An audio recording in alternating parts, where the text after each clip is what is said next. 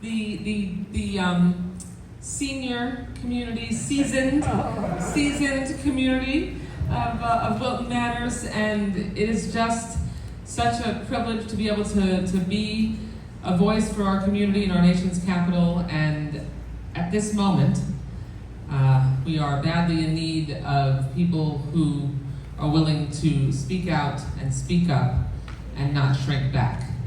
And so I can assure you that you can count on me to not be a shrinking violet. So I want to talk a little bit about what is really the topic that most people stop me about in the supermarket or on the street, in a parking lot, and that is that life has really become incredibly unaffordable.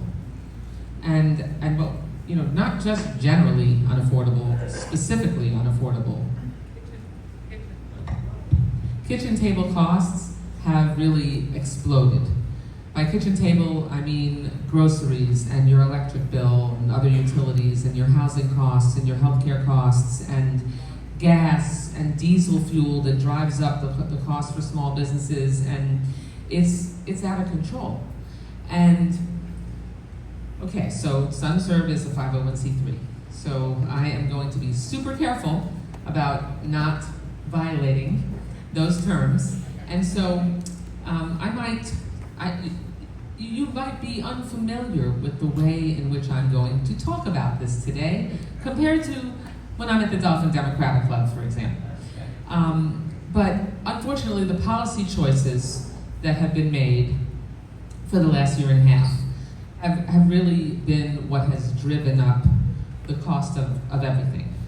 In addition to it being really frustrating that although it was talked about during the president's campaign that he was going to focus on making life more affordable, unfortunately the direction seems to have gone in the opposite way.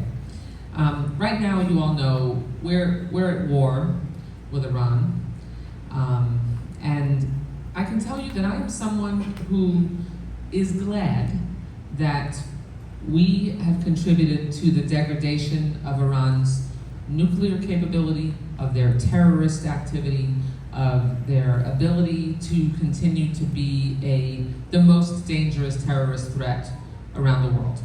I mean, who wouldn't be glad about that diminishment?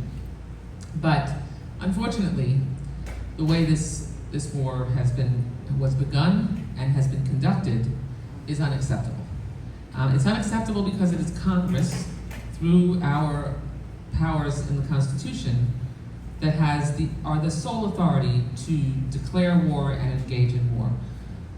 The executive branch, the president, has the ability to engage in military conflict when there is an imminent threat, and he can do so for 60 days under the War Powers Act, and then he has to come to Congress if hostilities have not ceased with justification and to ask us for permission. There have been a number of War Powers resolutions, all of which I have voted for, to try to halt the president's military activity, but from one morning to the afternoon to the next morning, you really cannot count on anything that he has said when it comes to the conduct, the purpose, the goals, the objectives. I mean, we started out that this was, and I know I said I was going to talk about affordability, but this is all connected. We started out that the reason that we needed to attack Iran and engage in military hostilities with them is because we were going to eliminate their ability to gain a nuclear weapon, decimate or eliminate their ability to use missiles to attack our allies and their neighbors, and to make sure that they could not continue to enrich uranium. So those. Oh, and I'm sorry. The most important, one of the most important was also so that we could end their ability to continue to manage terrorist proxies like Hamas and Hezbollah in the region. You know, all acceptable goals, no plan presented to achieve those goals, no communication with Congress, and no imminent threat. I mean, that there were very significant missing pieces. So fast forward to today, and we are still there, even though initially it was supposed to be 3 or 4 weeks. And the timeline keeps moving, and the goals keep changing, and now the Strait of Hormuz is closed, and every other day it seems that there's another plan or 14-point, 12-point plan that, you know, they're trading back and forth, and they're imminently going to agree to a cessation of hostilities, and the Strait of Hormuz is going to open again. The reason that we're in the situation we're in, and why gas prices are now more than $1 more than they were a year ago, is because President Trump has caused chaotic military action that has resulted in consequences that they never planned for or thought about. And those are really hitting us hitting our economy and hitting us in our pocketbooks individually, household by household.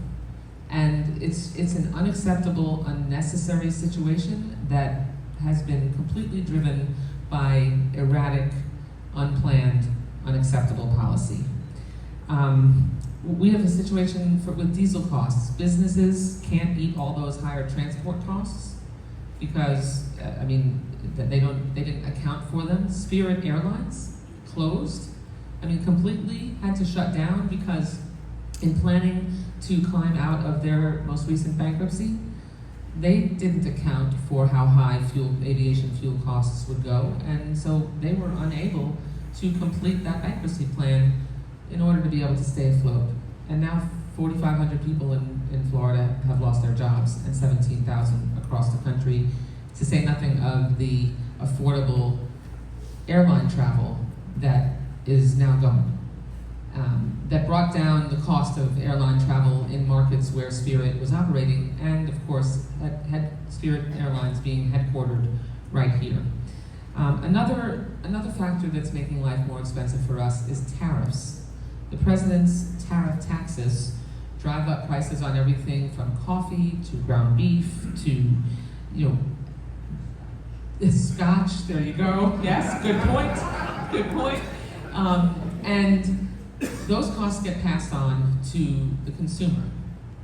Now, we've had one Supreme Court decision that has overturned the emergency authority that the president decided he had to levy tariffs, double-digit tariffs on every country in the world.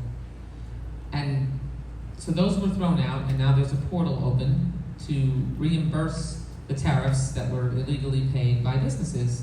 Do you think those costs, what you paid in higher prices as a consumer, are going to get reimbursed to you? No. You get to eat that. You get the privilege of eating that, unfortunately. And now, instead, he's subbing in other tariff schemes from different programs. Recently, as yesterday, another court threw out that version of tariffs that he's trying to levy 10% across the board on every country in the world. And this is just outrageous. The president is trying to balance the budget and cut our deficits by engaging in trade wars that make everything more expensive, that destroy our relationships with countries across the globe with whom we've had good relationships. And it's eroded the ability for other countries to have trust in us as a reliable partner. Well, who do they end up turning to? China. China, who is not exactly a friend of the United States of America. Now, we secured a hard-fought win in February. Like I said, the Supreme Court repealed those tariff taxes. That's a critical first step to bring relief, but the president is going to keep at it. I want to talk about Medicare, Medicaid, and Social Security, all of which are unfortunately under attack right now in Washington by this administration. And it is not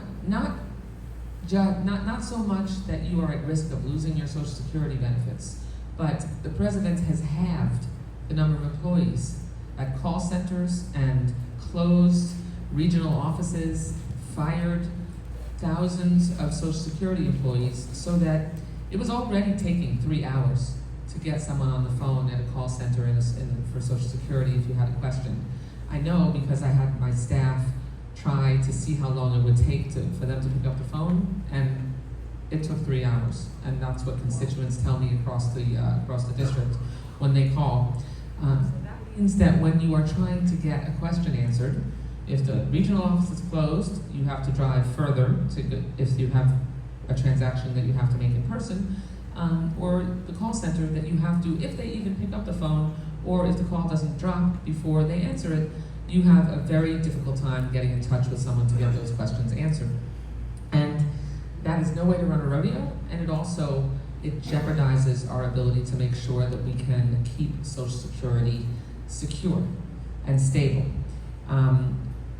The president also proposed, and this is something important to this group, the largest cut to Social Security disability benefits in history.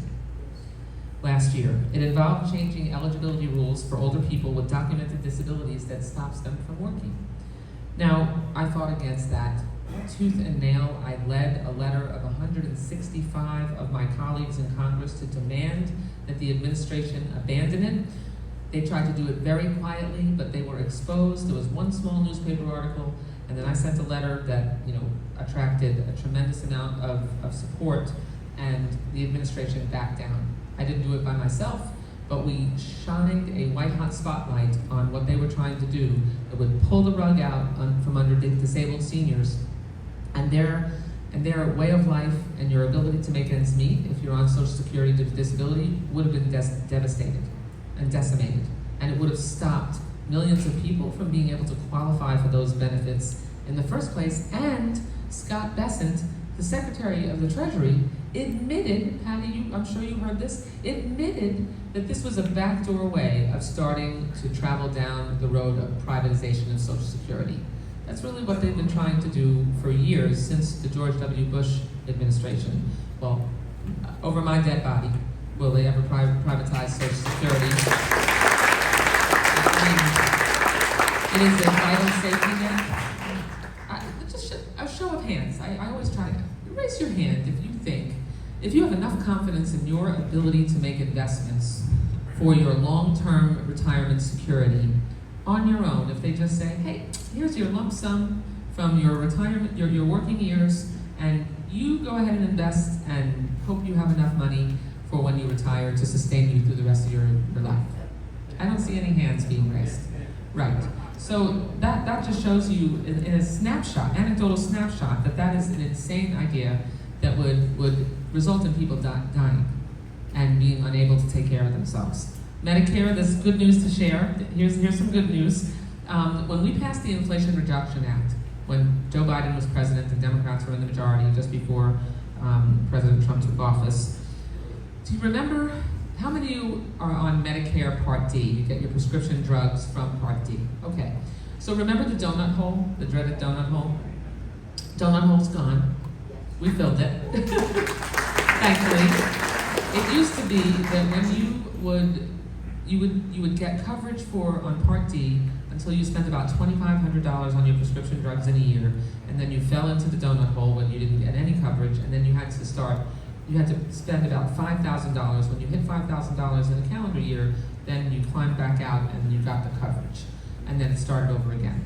Well, the reason that was even the case is because Republicans designed it that way in 2003. Sorry, that's the only partisan thing I'll say.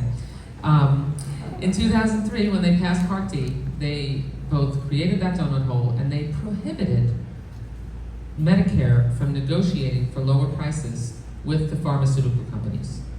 In the law. That was just before I got to Congress. And I remember going around my district, having to explain how to sign up for Medicare Part D, answering a lot of questions from very confused people. And to make a long story short, that was always outrageous, because if you're on TRICARE in the military or VA healthcare, the federal government negotiates with pharmaceutical companies to lower prescription drug costs. Why couldn't they do it in Medicare? It's a huge pool of beneficiaries. Well, now they can, because we allowed it and insisted upon it in the Inflation Reduction Act. And that was a very significant development. And, oh wait, there's more. We capped out-of-pocket expenses for prescription drugs to $2,000 a year, and we let you pay them monthly. So that $2,000 can be distributed monthly, so you can make monthly payments to make it easier on your budget. When people ask you, when someone challenges you and says, yeah, well, how is the government able to help lower your daily costs? Well, there you go. That's several of the ways that we can actually change the law and make a difference in people's lives and help ensure that you can stay healthy and that you can afford to stay healthy. And that's what we should be prioritizing. So there. Okay. It also capped insulin at $35 a month if you're insulin dependent, and it allowed Medicare. Now Medicare can negotiate and has been negotiating for lower prices on all kinds of drugs that are drugs that people use very often and regularly. If you need a list of the drugs, you can feel free to call my office and we're happy to give you a list of those drugs so you can make sure you're talking to your healthcare provider. Now lastly, I want to cover the big ugly law, which passed last summer. It had another name, but it wasn't very beautiful, so I refuse to call it that. And it slashed Medicaid. It keeps a lot of people, it will trip a lot of Medicaid beneficiaries up and prevent them from being able to qualify for Medicaid. It puts a bureaucratic nightmare in place for people to prove they're working and turn in all this documentation, and also makes a lot of people ineligible.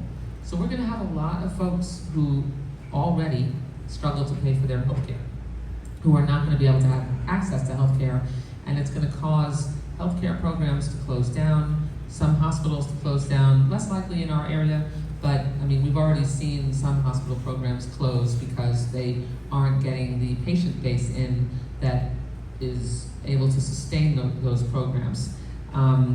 Kicking children and vulnerable people off of their healthcare is immoral. And you know what they did? They did that, and they cut nutrition assistance SNAP benefits as well by hundreds of millions because they wanted to make the tax breaks for billionaires and big corporations permanent. That was their highest priority, making the 2017 tax cuts permanent. But at the same time, they refused to make the Affordable Care Act tax credit extensions permanent, which expired December 31st, which thankfully Democrats, okay, one more partisan reference, Democrats, because it's factual, we forced, even though we're in the minority, we forced a bill to extend those tax credits by 3 years to the House floor. It's sitting in the Senate.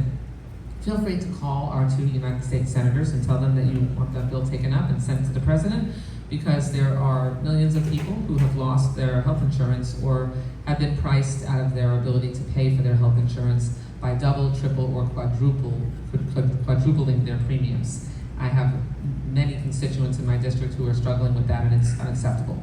And lastly, as we approach Pride Month, which is just weeks away, we have a lot to celebrate, but also we've experienced some very serious setbacks, not the least of which was the ADAP cuts. ADAP, I know you know, assists low-income Floridians who are living with HIV and AIDS to afford their medications, to make sure that their insurance premiums remain affordable as well, and they were slashed. It affected over 12,000 Floridians who were bracing themselves to be kicked off this life-saving program. I proudly led all of my Florida Democratic colleagues, again, factual, not partisan, my Florida Democratic colleagues in sending a letter to the governor and the U.S. Department of Health and Human Services demanding that they not allow those changes, that they make sure that there's a restoration of those benefits. It brought some relief. We were able to make sure that the federal government established a temporary special enrollment period so that people could switch to their where they got their health care for Florida ADAP patients. And also the Florida legislature, as you probably know, and if you know Michael Rayner, please tell him thank you, because he was basically working nonstop in Tallahassee on trying to pressure the governor to make those changes. They have bridge funding until June. The legislature, when they do work on their budget, they go back into special session next week. We'll be working on on that program, and hopefully we can get a much longer-term solution. I'll just tell you that the governor did not have to do that. There was nothing coming down from the federal government that required him to make those changes or to change the medication that they'll cover. It's unacceptable, and we should hold them accountable. As Alex mentioned, I am a proud founding member of the Congressional Equality Caucus and a vice chair, and you know, we have so many issues that affect the LGBTQ+ community that I will continue to stay engaged very publicly in the fight to defend against.